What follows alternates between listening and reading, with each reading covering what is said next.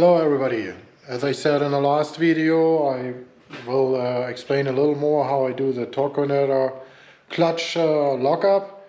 But first we will go into what I did to the instrument cluster, how I set that up, and then in the end of the video I will go into the wiring harness and the lockup circuit.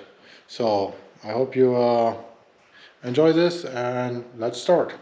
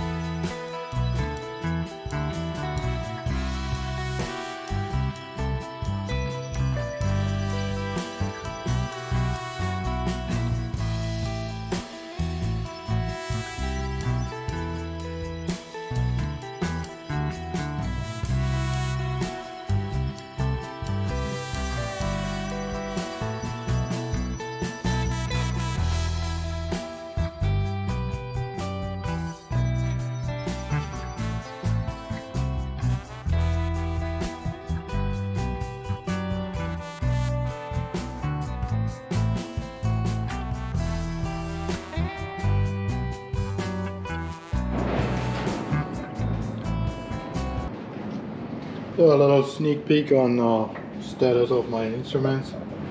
Let's make some light here. So got the template cut out, drilled the holes and made the holes for the gauges. I kind of think I'm okay with it. There's not that many options on this truck, so I looked into the Dakota Digital, but that's way out of my budget for what this is.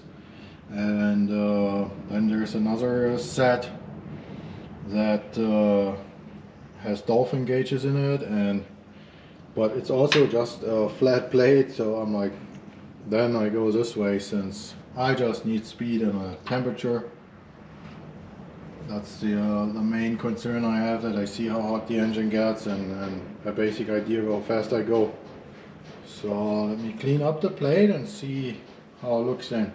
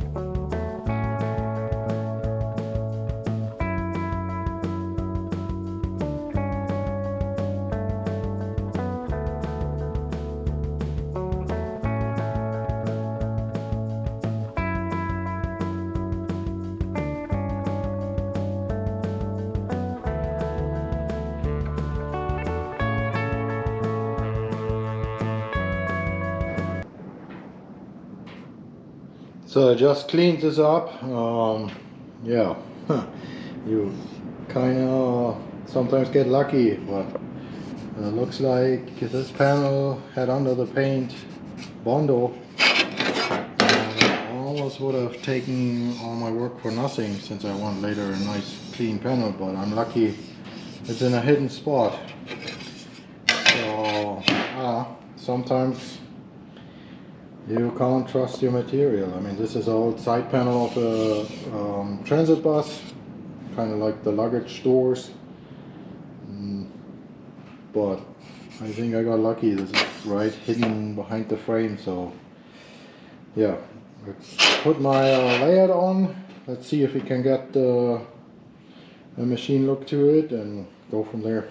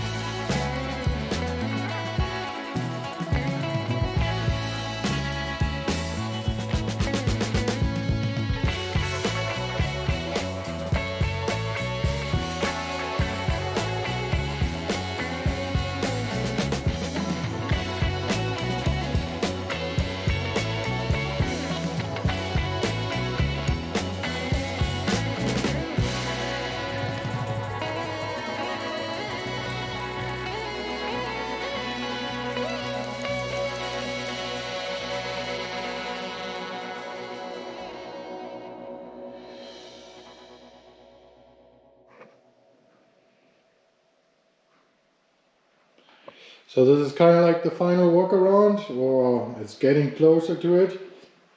Just wanted to show one more time the finished gauges. Hope it will show up.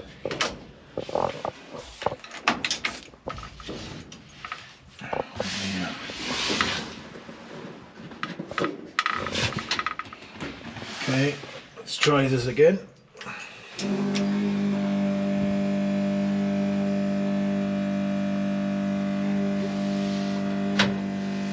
So this is kind of like the look of it right now. We got the turn signal in it,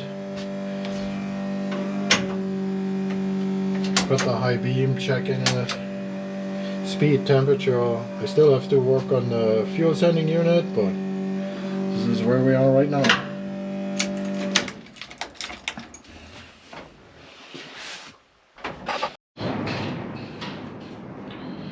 So this is a wiring diagram for a TBI. So this is a later model. These transmissions mostly have a temp sensor and a force gear pressure switch in the housing. They also, if you look outside, you can see the date stamp on the housing, and they won't have most likely a pressure port, so you can't do these aftermarket kits. You need to go into the pan and change it. I don't see a reason on these why even to buy a kit. The only problem you sometimes have in the original wiring harness, the brake switch, this is a combination switch. So one side is for the lights and the second side is for cruise control and for the lockout or the lock-up clutch. And there some people get it confused. So if you press your brake pedal, the pedal will go away from the brake switch and release it.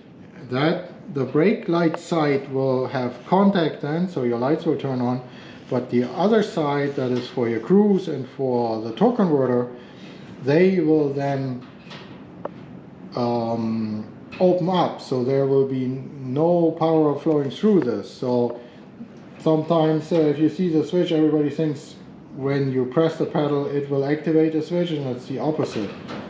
But whatever you do, if you don't have this double switch, you can trick this in case you get a I use Bosch, but if you can get a relay that has an 87A and an 87, but it needs to be the one where you see in the diagram that 87A is always without power connected to 30, and then well, once you connect power it will open up and connect to 87, then you can make your own. So the basic idea is 85 goes on ground. That's the rule. 85 is always the negative on a relay, and the 86 goes on your brake light. So every time your brake lights come on, this relay will switch over to 87, so 87A will have no power. So on 30 you put your switched power that goes then towards the connector for the transmission and the torque converter lockup. So every time no brake lights, this relay will be in the closed position to 87A. As soon as your brake lights come on and activate this circuit, the relay will switch over and 87A will have no power, so your torque converter also will have no power, and the clutch will open. So this way, if you don't find the original Chevy switch, or a switch that has two levels, or don't want to put a second switch with a second bracket in, you can do this. Again, this is kind of like how I wired this truck. I'm going from ignition. Every time I got power, a source that has power on ignition through a dash switch, so I can decide on my own if I even want to have the torque converter clutch activated or not. And some people do just this and are fine with it. I like to keep the safeties in, so that means from the dash switch, once I activate the clutch, it goes over the brake switch. So as long as you're not stepping on the pedal, it will feed power to the torque converter solenoid for the clutch. And then on the other side you have a vacuum switch that I also will show that grounds the whole circuit. If you go this way, you have no force pressure switch in it. That would be if you go from purple to tan on your pigtail. What I do, I go purple to light blue, so I still have my force pressure switch in it.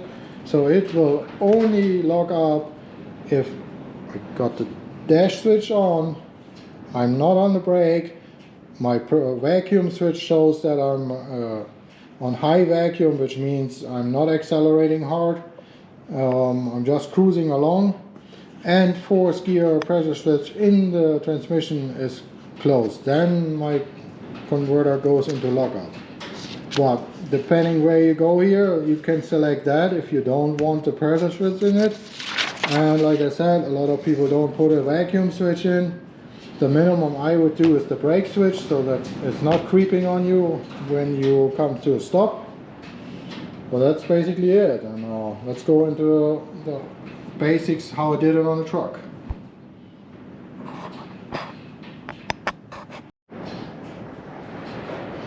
So let's go into the truck, get an idea. Oops. I hope I can get some light on here. See, like there. So this is an original switch from a van or S10 that had cruise control. So it has two levels. The orange white is the level for the brake light, and this was the circuit for cruise control and for torque converter. So the only where some people get confused, when you depress the pedal, the switch goes out and is it in its released position. That means this level will connect the brake lights and this level will open up. So pedal back, switch pushed in means these two are connected, so my power goes through. Now let's go to the other side.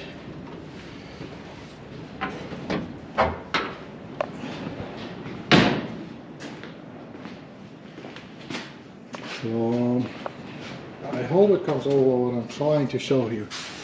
So I installed an extra dash switch, so if I don't select the clutch, all the circuits have no power. So basically I went with a free fuse that I have, since there is a lot of circuits on this system. As I said, I bought the big kit, so you have a lot of spare fuses. Went onto the switch with ignition on its own fuse, then it goes over to the brake switch. From there we go down to the torque converter, that's the positive side, so that goes to the purple on the pigtail. And then I'm using the 10, so I'm using the force gear pressure switch in the transmission too. I'm coming back, and this is where I kind of hit my pressure switch or the vacuum switch, and this goes then straight onto ground. So I have several situations that need to pass for the torque converter to lock up. I need to have switch on, the brake pedal has to be not pressed, so we're cruising along, transmission has to select force gear and show pressure on the force gear pressure switch. Then vacuum needs to be high vacuum for cruising around, so I'm not accelerating hard, and engine is running at least, so, and then it completes the circuit. I hope this makes some kind of sense. There are several versions. Some people just put a switch in. You can do that, but I like it that this is kind of foolproof, that everybody can drive this truck. So this is again my locations here. I think I said it that I don't use the bus bar in the circuit breaker box for the alternator. So this is a stock one that's on an S10 or a van on a firewall. I'm going with thicker gauges. This comes straight from the starter, and then it's my supply. The alternator goes straight on the starter, so I have a way shorter run. And I don't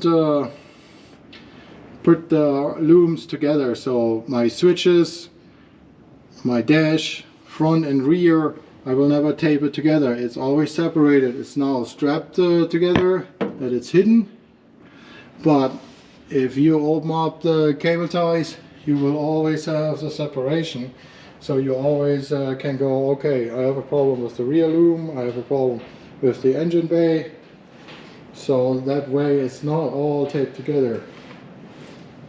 So here's a little overview of, let me put my light over, how it looks under the engine bay. So the harness comes through here. I wanted it not on top of the engine, so we're going over, we're going in the fender, it comes out, and then I go in the front where the radiator support is. On this side I come back. So that's why I'm hoping I avoided the rat nest on the engine. I already have too much with the vacuum. Same the vacuum switch, it's kind of hidden here. Since they never come with a bracket, I think that's pretty cool. And yeah, this is kind of it. I think this gives it's simple, it's sort of clean, and fits to the look. The one other thing, it's always best put a little more effort in. I made connectors here for the turn signal and for the parking lights, and then you have the connectors for the headlights, a little longer, so you can connect it and install the buckets. I like it that it's easy to remove and work on it, and not every time somebody wants to fix something or needs to get somewhere or removes the front clip and then they have to cut the harness. So yeah, hope this gives an idea. Same like what I said, I split the harness here and just go oil pressure and coil.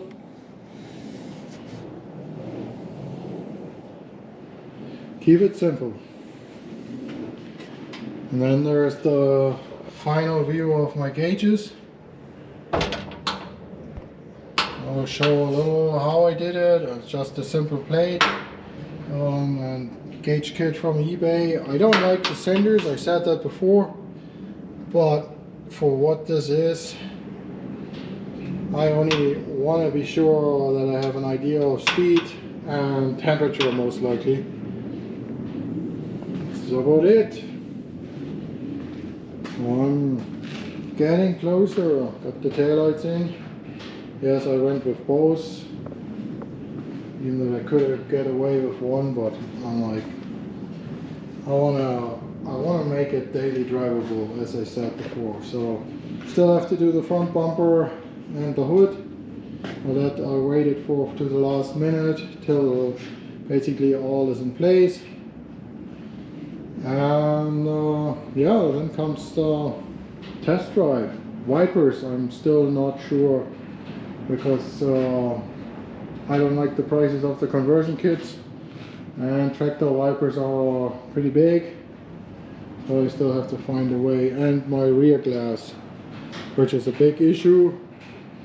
You can't get, well, it's hard to get the rear frame, since this is the gasket is kind of a molding on these, and then there's an aluminum frame on top. Most of them crack, same with this one, so I have to see what I do there, because I can't justify the price right now for these frames. Okay, I hope this explains a little. It's not so easy to put it in words. If you do it, it kind of makes sense to me, but I hope looking at this somebody gets an idea what I'm doing there. and you don't need the switch. You can do this with a relay, as I said. I like to have at least the safety that everybody can drive this thing and not burn up the torque converter clutch or comes to a stop and it's still engaged. Well, yeah, there's 1,000 opinions on the internet. So that's the end of the video. I hope what I tried to explain there with the torque converter makes sense. This is my way again. There is 1,000 different ways on the internet. Also, you kind of have to double check what year transmission you do have. Did the transmission have a rebuild and changes in the valve body? Had somebody already changed the solenoid and the pressure switch? So if you're not sure, it's always better to drop the pan. But yeah, if you have a newer model like me, bought a complete van that was running and driving, then you can just go and do it how I did it here. So thank you for watching and see you on the next one.